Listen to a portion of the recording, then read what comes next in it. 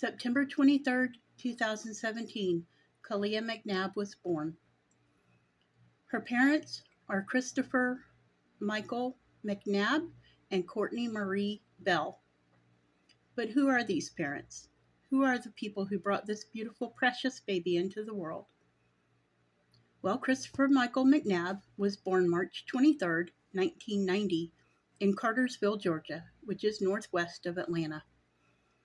Christopher, who went by Chris, lived with his dad Michael and his stepmother Crystal, excuse me. Not much is known about Christopher's mom. I don't even know her name. And I know that she left when Chris was young, but I don't know how young, and I don't know when Michael remarried. But we do know that Chris was young when his mother left.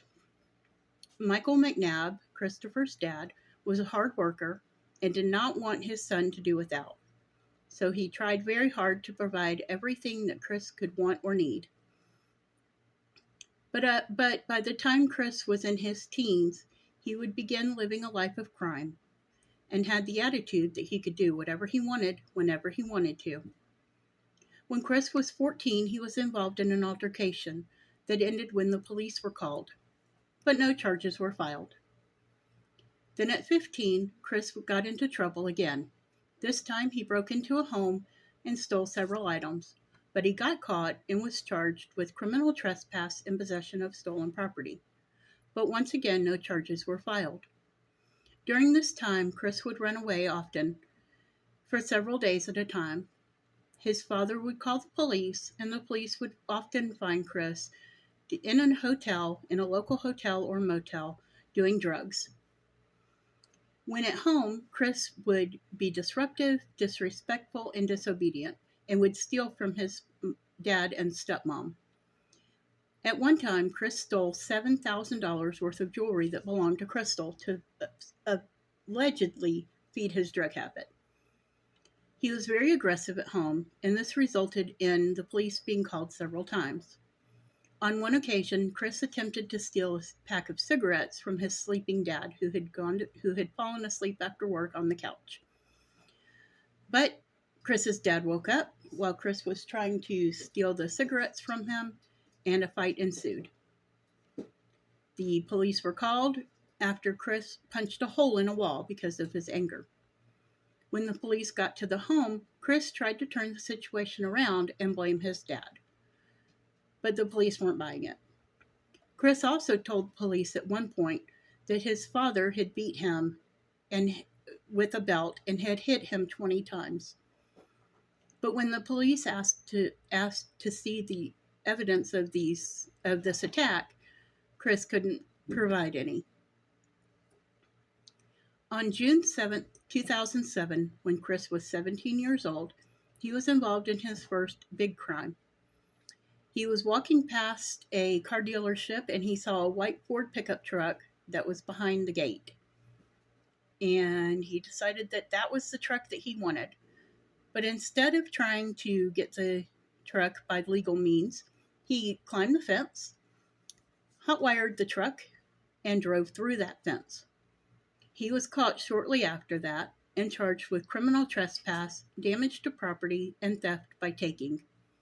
He was released, but would repeat the crime with a different truck 11 days later. This time he nearly hit a security guard, and once again he was released. 9 days later, he repeated the crime again. And you guessed it, he was once again released. Then 3 days later, he broke into a friend's house and stole a PS2 and a car that belonged to the friend that he used as the getaway car. The next day, Chris broke into a business and stole another car. He was arrested, but once again was released. In less than 1 month, Chris had committed 5 thefts along with accompanying charges, had been arrested, charged, and then released. Finally, Chris is sent to prison for 4 years at 17 years old, and he was released when he was 21. Now on to baby Kalia's mom. Courtney Marie Bell was born March 23, 1993. She was born to Tim Bell and Pamela or Pam Hamby. Pam, however, would leave the family home but not leave their lives. She, I guess, didn't want to be a mom, and although she had 6 other children with 5 other men, so apparently she knew how babies were made, she just didn't want to take care of them because she only raised one of them, and it wasn't Courtney. She did continue to be in Courtney's life, but it wasn't until Courtney was 12 years old that she found out that Pam was actually her biological mom. And when she found that out, she wanted to have a mother daughter relationship with Pam. She didn't have a mom in her life. Her dad did not remarry, and Courtney was mostly raised by her dad and by her grandparents. But Pam wanted nothing to do with Courtney as a mom daughter relationship. She only wanted to be friends. Um, so in so that's how that relationship went. So in 2013, Courtney was 20 and Chris was 23, and Pam introduced them to each other. Chris stated that he fell in love with Courtney at first sight and that he had never felt about anyone the way he felt about Courtney. They began dating, and from that point on, they were inseparable. The only problem was they were first cousins. You see, Pam Hamby, who is Courtney's biological mom, and Michael McNabb, who is Chris's biological dad, are brother and sister, making Chris and Courtney first cousins. And that did not go over well with the family. Of course, it wasn't Pam that told them that they were cousins when she introduced them. She kind of left that part out. It was actually another family member that told them. And Chris's answer to that was, I can't help how my heart feels. I guess most people would in the world would think it's sick, but at least we've got the knowledge that we didn't know each other growing up. So, they continued their relationship even though everyone in their family was embarrassed by this, especially Chris's dad, Michael, who said he was horrified that his son was dating his cousin. And just a little side note here, as gross as it is not illegal in Georgia to marry your first cousin. Georgia, I think we need to get that one off the books. I think it's about time. But Georgia's not the only state, thank God. Because in 19 states in the United States of America, it is legal to marry your first cousin. Ugh, so gross. Anyway, speaking of marriage, Chris and Courtney began telling everyone that they were married, even though they weren't.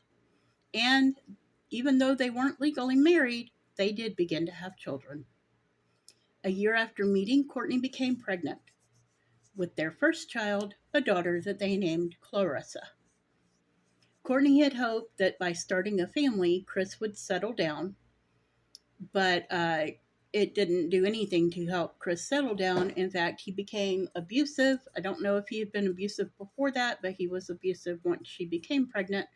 And he continued doing drugs. His drug of choice was methamphetamine. And Chris couldn't keep it in his pants. Let's put it that way. He was, in a word, promiscuous. He would set up fake Facebook accounts and meet women on Facebook and do what men and women do in the privacy of their own home that I can't talk about on YouTube, but that's okay. In fact, he did this even while Courtney was pregnant.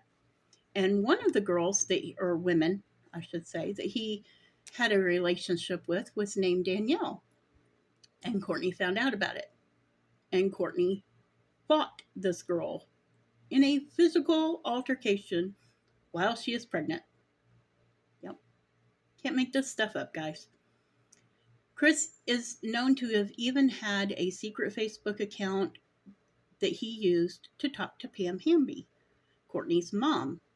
And they didn't talk about family stuff. While Pam denies it, it is believed that she and Chris had a asexual relationship. And there are pictures on the internet of the two of them in there's nothing untoward about the pictures except that they're not the kind of pictures that you would take with your mother-in-law. At some point during 2015, Chris got his first face tattoo. This tattoo was on his forehead, right up here, and it says "Face Up or Lace Up," which is a reference to a Machine Gun Kelly song. He also got the word loyalty tattooed right here above his eyebrow. And he also got a Star of David over here on his temple. It is also, and along with some other random tattoos on his face, he's got what looks like water drips. The drip cakes where the icing drips off the sides. It kind of looks like that. They do look like prison tattoos, though. I think he's got a couple of tears, which I don't think he's ever killed anybody, not up to this point anyway. And some music notes. And my understanding is that, although I cannot find any pictures of it, my understanding is that he has some white supremacist tattoos on his body. They aren't on his face or neck, however. But if that's true, he might want to reconsider that Star of David tattoo because that's kind of in direct contradiction to the whole white supremacy thing. But anyway, by 2015, Chris had racked up another 5 arrest warrants, and when law enforcement were able to finally track him down, he ran like a chicken. While running from the police, he struck an officer in the face with a tree branch. I don't know if he picked up a branch and hit the officer or if he was running through the woods and pushed the branch out of his way and it swung back and hit the officer. I don't know really how that happened, but it caused trauma to the officer's face, and he's got a long scar on his face now. He was arrested and he was sentenced to serve 14 years in prison, 14 months in prison. In September 2016, so not even, he didn't serve the 14 months because he was released in September of 2016. And during the time that he had been in prison, Courtney and Clarissa were living with Courtney's dad, Tim. But when Chris got out of prison, they were right back together. And Courtney's dad even helped them get a trailer at Eagle Point Trailer Park in Covington, Georgia. And I believe that, the way that came about is he knows the guy who owns the trailer park, and got the guy to let Chris and Courtney live there. And of course, Tim paid the rent because other than a couple of odd jobs, I believe for his dad, Chris didn't work. And of course, Courtney was at home taking care of the baby. But anyway, so Courtney's dad did most of the bill paying for them. Chris said that now that he was out of jail or out of prison, he wanted to concentrate on being a family. But his addiction to methamphetamine was growing to a daily habit. It's unclear if Courtney was addicted or not, but I do know that she at least did meth with Chris at times. During this time, the couple struggled to keep the home clean. In fact, the home was in horrid condition. There were clothes and stuff everywhere. I don't know if there was trash. I know there were cigarette butts because Courtney smoked like a train. I know there were cigarette butts and cigarette pack, empty cigarette packs. And Chris apparently liked to drink energy drinks, and so those were everywhere. The cans or whatever were everywhere, and it was gross. And Chris continued to physically abuse Courtney during this time. Now, they did have a 2-bedroom trailer, but the one room that should have been Clarissa's was actually used just to keep trash and stuff in, I guess. There were a bunch of clothes in there and boxes and just junk, basically. So Clarissa had a mattress that was on the floor, and she slept on that. If y'all hear my kitten, I'm sorry. Um, she slept on a mattress that was on the floor, and it was wedged in between her parents' bed and the wall. So she slept in the same bedroom as her parents. So we're gonna. Oh, actually, during so Chris was still physically abusive with Courtney, and they would get in these big screaming matches. Um, and sometimes the screaming would get so loud that the neighbors could hear them. And when that would happen, the neighbors would call the police. The police would come out, tell them to quiet down. And during one of these arguments, Chris actually put his hand a through one of the windows in a fit of rage. But in September 23rd, 2017, so a year after Chris got out of prison, Kalia was born. She was born 1 month premature, and she only weighed 5 pounds. And due to a high white blood cell count, which I'm not sure what that's from, if that's because of being born premature, although I had 2 children that were premature, and I don't think they ever had a high white blood cell count, but it could, I don't know what that was from. I guess I could research that. Um, anyway, she remained in the NICU for 4 days, and Courtney remained in the hospital with her. And then on September 27th, they were released. And on October 1st, after they had been released, when Kalia was 8 days old and Clarissa's 2 years old, Courtney took Clarissa and Kalia over to her cousin Megan's house to just hang out and visit. And while they were visiting, Courtney excused herself for a moment, but instead of coming right back, she left. Like, she left the house. She left her 2 daughters there. Um, and Megan already has 4 kids of her own. So Megan was stuck taking care of 5 kids plus an infant, a newborn infant. And so Megan did it for a day, and then so that was on October 1st. So on October 3rd, Megan finally got tired of taking care of both babies and whatnot. And she called Tim, Courtney's dad. And Tim came and he picked up Kalia. And it's not really known why he didn't pick up Clarissa. Maybe because Clarissa was okay. Because, she's there with her cousins or whatever, and they were fine. Megan was fine with that. But he did pick up Kalia, and he went over to Courtney and Chris's house. And when he got there, he found that the home was an even bigger mess than usual. And so he told Courtney and Chris that he was taking Kalia to his house. And he also took the PT Cruiser, which he had given the couple. And so Chris and Courtney were very angry. Courtney was extremely angry with her father, but not over him taking her daughter. She was angry with him taking the car. But she called Newton County 911 and told the operator that her dad had kidnapped her daughter and stolen her car.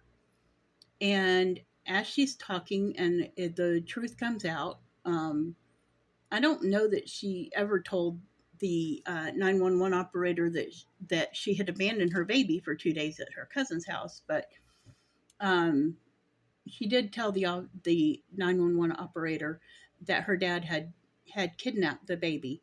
And I think she was hoping that her dad was going to get in trouble, but that backfired on her. And in fact, the police and 911 and everybody else agreed with Tim that the baby did not need to be in her care at this time. And so then Courtney calls Chris, and she's yelling at him and telling him she wants the car back and she wants the baby back. But the baby's kind of a second thought. And so then she hangs up on him, and Chris calls him, and Chris tells Tim that he can keep the 2 girls as long if he'll bring the car back. Yep, he wanted to trade his daughters for a car. And that flies all over me. I mean, that just really pisses me off. It makes me very angry. But anyway, you have to consider the source, I guess. So finally, 3 days later, Tim talked to Courtney and told her that if she and Chris got the trailer cleaned up, he would bring Kalia back. And I'm assuming that he said he would bring the PT Cruiser back too, although I'm not positive about that. So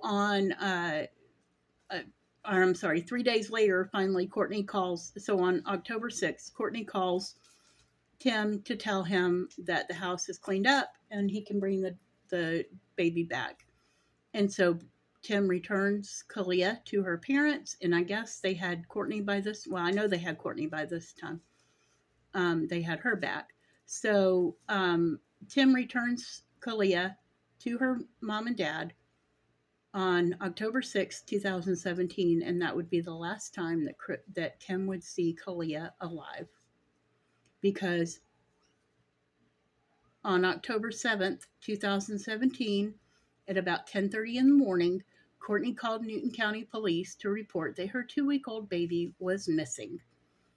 She told 911 that she had fallen asleep at around 5 a.m. on the sofa and that Kalia had been in her sleeper at the time. She said that her 2-year-old daughter Clarissa had woken her up at around 10 a.m. and said Kalia was not in the sleeper. Courtney woke up Chris and they began searching the home for Kalia, but they could not find her. At that time, she called 911, which is about 10:30, and Chris left the home to search for Kalia. Did he think she had crawled or walked away? I mean, what are you leaving the home for? Where do you think this baby is? Courtney told 911 that she had called all of her family and friends and that no one had Kalia, so that's why she called them. Newton County Police arrive wearing body cams. They notice that Courtney has a recently inflicted black eye and that she is chain smoking. An officer asks her who could have taken the baby. And Courtney, are you sitting down? Tried to blame Clarissa. Yep, the 2-year-old. She said that Clarissa likes to carry the baby around and that maybe Clarissa had done something with Kalia. An officer looked at Courtney like she had completely lost her mind, which I think she had. And then the officer asked Courtney if she knew where Chris was, and she said that Chris had gone out looking for Kalia. Oh, by the way, while Courtney was on the phone with the 911 operator, you could hear her yelling for Kalia, like you would call a dog. Kalia, Kalia, where are you? This baby is 15 days old, folks. Anyway, just stupid. Anyway, so the police eventually find Chris wandering around in the woods near the trailer. The police felt that Chris was trying to avoid them, but he stated that he was looking for the baby. So the officers found this a little suspicious, wondering who searches for a 15-day-old baby in the woods, unless they know that the baby is in fact in the woods. When law enforcement asked Chris if he knows what happened to Kalia, Chris became defensive, and he just basically kind of shut down. He was like, I didn't do anything to her. I didn't do this. It's not my fault, yada, yada, yada. And so the police take Courtney and Chris to the station so they can continue questioning them. And as they continue questioning Chris, he keeps insisting that he had nothing to do with it and begins pointing the finger at everyone he knows. Then he begins to ramble about some guy named Matt Lester, who he had fought with, and that maybe as retaliation, Matt took Kalia. But the law enforcement officers aren't buying this either. While the police are very suspicious of Chris and Courtney, they don't have enough evidence to hold them on, and so they have to let them go. After leaving the police station, Chris makes a plea on local news stating, I want my kid back, man. That's my child. I want my kid, man. Many viewers felt that he was overly dramatic and that his actions were over the top and not genuine. So Chris and Courtney's home is now a crime scene. So they aren't allowed back in. So they go to Megan's house to spend the night. Megan, the cousin they're staying with, stated that Chris and Courtney did not seem upset or concerned that their 15-day-old baby was missing. So the next morning, Megan's husband tries to wake them up to start the search for Kalia, because by this time there's a whole big search party. Over 200 people are searching for this precious little baby. But Chris and Courtney can't be bothered, and they go back to sleep. So at some point that morning, Pam arrives to prepare Chris and Courtney for an interview with local news channels later that day. They, along with a friend named Lauren, get into Lauren's car and head to the home in Eagle Point Mobile Home Park. Lauren is driving, Courtney's in the passenger seat, Pam and Chris are in the back seat. And while they're driving, I don't know how far it was, but while they're driving there, Courtney gets a call that they have found baby Kalia. That's all she knows. They don't say whether she's alive or not. So Courtney and Lauren both think that means that the way they said it, because they said we found her, that means that she is alive. But Pam and Chris both think that means that she is not alive. So when they get to the home, to the trailer, they find out that in fact Kalia has passed away. And Chris starts freaking out and yelling that the police are going to blame him. He asks what he should do. Oh, on the way there, he starts freaking out and says the police are going to blame him. What should he do? Pam grabs his arm and says, "Run." So Chris, in his infinite wisdom, opens the car door on a car that is moving, opens the car door, dives out, and begins running in the opposite direction. So just as a little sidebar here, Pam's first thought was not that her baby granddaughter, or even about her daughter, but about protecting Chris. And another sidebar, on the way home, after having received the phone call stating that they had found Kalia, Courtney didn't want to rush home. She wanted to go by Anderson Loop, which is a known drug area in Covington. So yeah, those two things. This is the type of people we're dealing with. So when Pam, Lauren, and Courtney arrive at Courtney's home, they are told that Kalia is deceased, and the authorities tell Courtney that a member of the search party was in the woods near Courtney and Chris's trailer searching when he saw, or she, I'm not sure which, saw a log laying across a shallow hole in the ground. They moved the log and found a blue Nike drawstring bag that matched the description of a bag that Chris took with him literally almost everywhere. And that when they opened the bag, inside were clothes that Chris had been wearing the night before, along with a baby blanket. The baby was identified as Kalia McNabb, and police asked Courtney where Chris is, and she says she doesn't know. Chris immediately became suspect number one, and a huge manhunt begins, but within a few hours he is found. He had gone into a nearby convenience store and began making a scene, yelling at anyone who would listen that he didn't do it. That is, he didn't kill baby Kalia. Witnesses stated that when Chris came into the store, he was wet, he was muddy, he was covered in leaves and muck, and that he was acting frantic and jittery, like he was either high on meth or needed to get high. And the cashier and several of the customers all called 911, and so Chris was apprehended from there. Christopher Michael McNabb was charged with felony murder, malice murder, aggravated assault, and concealing the death of a child. Police felt that Courtney was involved as well, and she was arrested 3 months later. The charges against her were second-degree murder, child cruelty, and deprivation of a minor. Chris and Courtney were tried together by a jury in Newton County, and the trial began in May of 2019 and lasted 5 days. There were witnesses called, including family and friends. Now, We are talking about the murder of a 15-day-old child.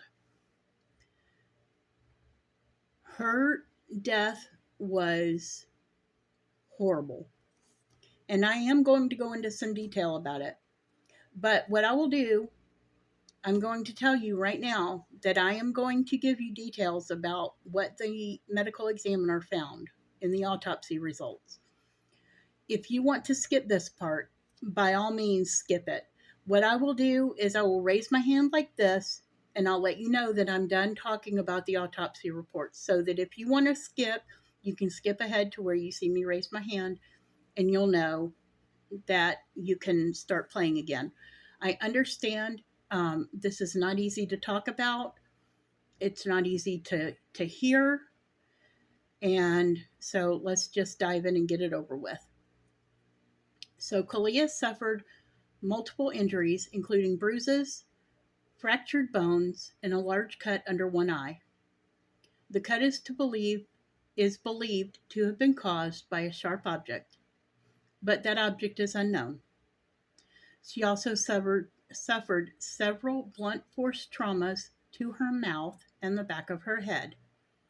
The trauma to her mouth was so severe that it caused her baby teeth, which had not come up yet, to protrude through her gums, and some of those teeth even came completely out. When the ME turned Kalia over onto her belly to perform the examination of the brain and skull, she cut a line from one ear to the other, peeled the skin up and away from the skull and brain so that she could examine them both. However, the skull had been hit with so much force that it was pulverized, and there had been so much blood in her brain that it caused her brain matter to liquefy. For the ME to examine the brain, it had to be scooped out into a bowl and examined there.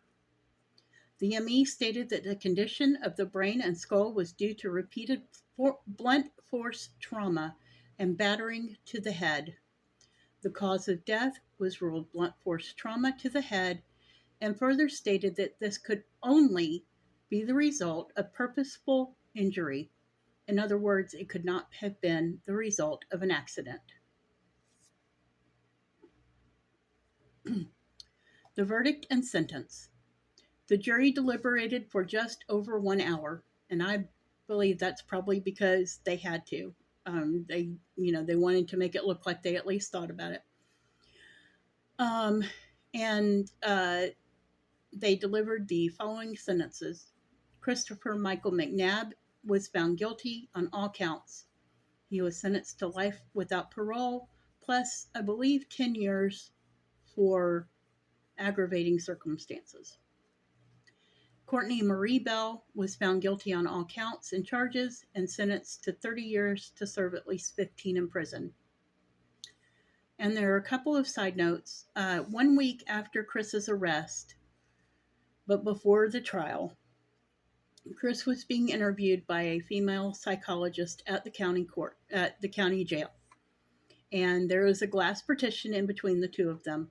While the doctor was entering some information into the computer, Chris was wearing a turtle suit, which is it's a piece of clothing that looks kind of like a coat vest, and it velcros in the front, and you don't wear anything underneath it.